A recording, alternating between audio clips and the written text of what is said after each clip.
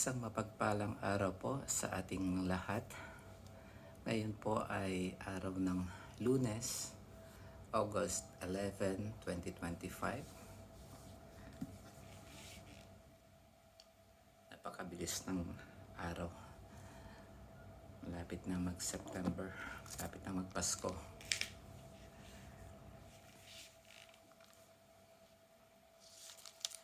Ang mabuting balita ng ating Panginoon ayon kay San Mateo chapter 17 verse 22 hanggang 27. Papuri sa iyo, Panginoon.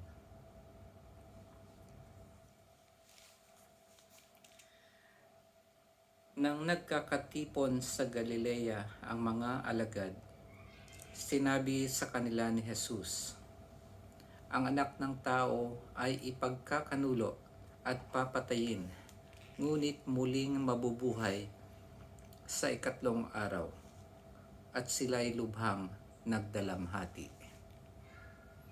Pagdating nila sa Capernaum, lumapit kay Pedro ang mga maniningil ng buwis para sa templo.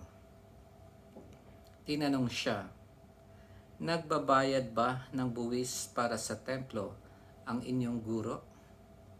Opo, sagot ni Pedro. At nang dumating siya sa bahay, tinanong na siya agad ni Jesus, ano ba ang palagay mo, Simon? Kanino sumisingil ng bayad sa lisensya o buwis ang mga hari sa lupa? Sa mga mamamayan ba o sa mga dayuhan? Sa mga dayuhan po, tugon niya. Sinabi ni Jesus, kung gayon, hindi pinapagbabayad ang mga mamamayan. Gayunman, para wala silang masabi sa atin, pumaroon ka sa lawa at ihagis mo ang kawil. Kunin mo ang unang isdang mahuhuli. Ibuka mo ang bibig nito at may makikita kang isang salaping pilak. Kunin mo ito at ibayad sa buwis nating dalawa. Ang mabuting balita ng ating Panginoon. Pinupuri ka namin, Panginoong Hesukristo.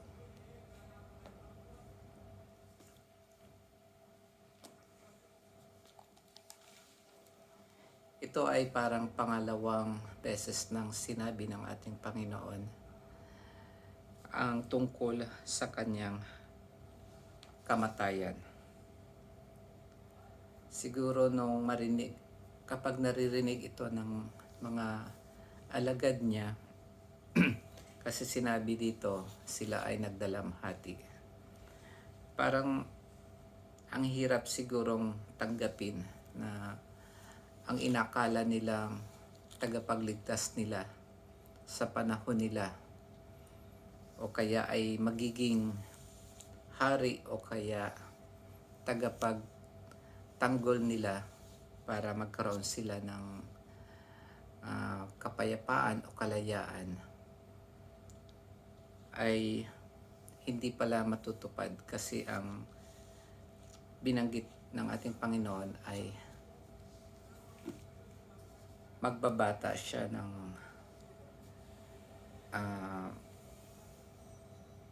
ipagkakanulo siya at papatayin. Kaya kung ako siguro sa alagad ng ating Panginoon, parang mawawalan ako ng gana siguro na ano pa ba ang dahilan ko para sumunod sa Kanya, kasi parang hindi naman pala ito yung magliligtas sa amin. Sa halip ay mamamatay lang pala. Pero sa gitna ng mga yon, sa mga ganong dalamhati ng mga alagad, patuloy pa rin silang sumunod kay Jesus at hindi naman sila nagsisi sa huli. At gayon din naman ang ating Panginoon talaga ang pumili sa kanila. At alam na ng ating Panginoon na sila ay magiging tapat hanggang sa huli. Maliban na lang kay Judas Iscariot. Meron bang pagkakataon sa ating buhay na meron tayong inaasahan na magbibigay sa atin ng kaginhawahan o kalutasan sa ating mga paghihirap? Ikaw ba yung magulang na inaasahan mo ang iyong anak na mag-aahon sa inyong kahirapan, pero sa huli ay hindi pala, sa halip hindi nakapagtapos ng pag-aaral o kaya ay naging black sheep pa, parang ganun, at ikaw pa yung sumusuporta hanggang sila ay lumaki, hanggang magkaasawa at magkaapo. Pero ganun pa man, ang magandang pagnilaya natin ay pinagkaloob sa atin ng Panginoon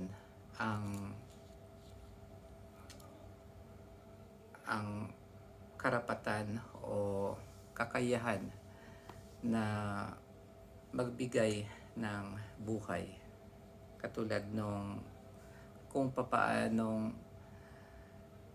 naparami ng ating Panginoon ang tinapay, 5 tinapay at 2 isda para makakain ang lahat ng mga tao. Ganon din naman, ang ating Panginoon ay lumikha ng 2 tao, si Adan sa Eva, para makapagparami din ng sangkatauhan at maraming makapiling ang ating Panginoon sa kanyang kaharian. At dito naman, siguro ngayon nyo lang din na naririnig ito. Matagal ko nang nababasa yung New Testament, pero ngayon ko lang din na napakinggan itong gospel na itong mabuting balita, na meron ditong sinabi kay Pedro, ang ating Panginoon, na mamingwit siya. Tapos ang unang isda ay buksan niya ibuka ang kanyang bibig at makakakita siya ng salaping pilak. Ngayon ko lang din na narinig to. Kaya itong parang parang ito talaga yung makikita mo na gumawa talaga ng kababalaghan ang ating Panginoon. Sa atin pong kaalaman, ang mga kalalakihan noon, nung panahon nila Jesus, kapag dumating ka sa edad na 20 years old, sila ay inoobliga na magbayad ng buwis o sa templo, kung hindi ako nagkakamali. Parang alay nila yon, 1 beses sa isang taon.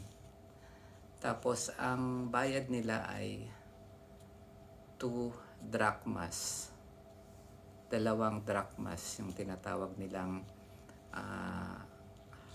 pera or currency, 2 drachmas.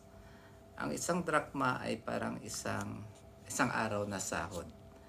Kaya yung 2 drachmas ay parang 2 araw na sahod.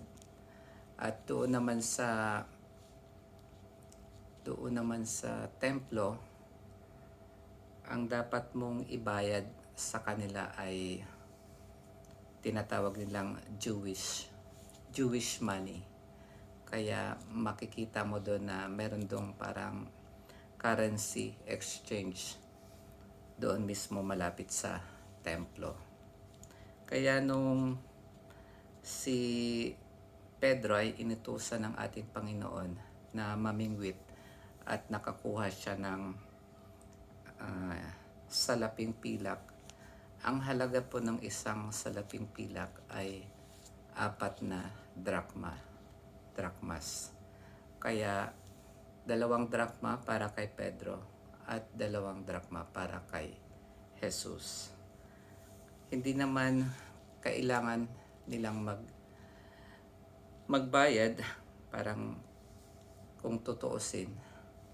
Pero para hindi sila makasakit ng kalooban ng tao, ay nagbayad pa rin sila ng buwis.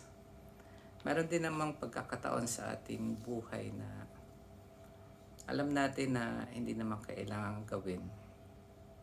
Pero para hindi masaktan ng ating mga kapwa-kapatid, kahit alam nating hindi na kailangan, pero ginagawa natin para lang para hindi ma-offend o kaya hindi masaktan ang ating kapwa. Kahit ako, meron akong mga bagay na hindi sinasang-ayunan, pero dahil hindi naman ito nakakapagpadumi ng ating kaluluwa o hindi naman to salungat sa ating mga pananampalataya o hindi naman tayo magkakasala, parang ako ay nagpaparaya at ginagawa ko yun alang-alang sa aking mga kapwa.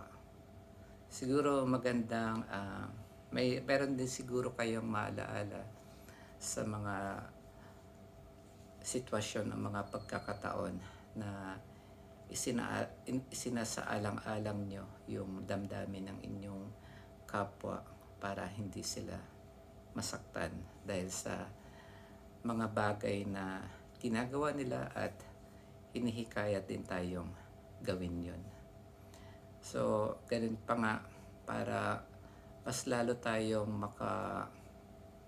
makaakay ng mga kapatid na wala pa sa Panginoon. Kung hindi naman tayo magkakasala, siguro maki-join tayo sa kanila at nang sa ganun ay unti-unti natin silang madala sa ating Panginoon.